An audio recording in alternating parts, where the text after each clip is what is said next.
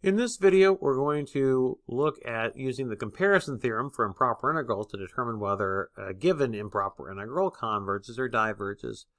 So we have the integral from 0 to 1 of e to the 1 over x cubed dx, and we're being asked to determine whether or not this converges or diverges. If we ignore the numerator of the integrand, we get that we're looking at something over x cubed. Now, in this case, notice our interval is going from 0 to 1, not from 1 to infinity, but from 0 to 1. When we go from 0 to 1, in order to have the integral converge, we need that power to be less than 1 on the x. If the power is greater than 1 on x, or equal to 1, the integral is going to diverge. So in this case, our power on the x in the denominator is 3.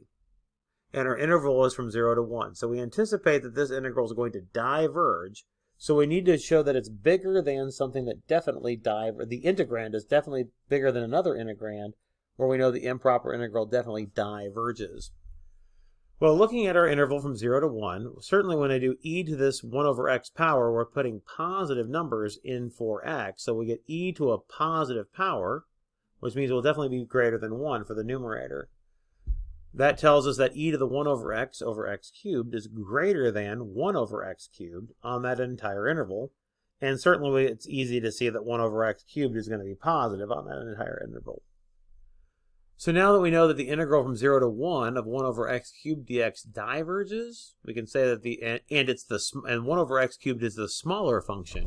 We can say that the integral from 0 to 1 of e to the 1 over x cubed dx also diverges by the comparison theorem for improper integrals.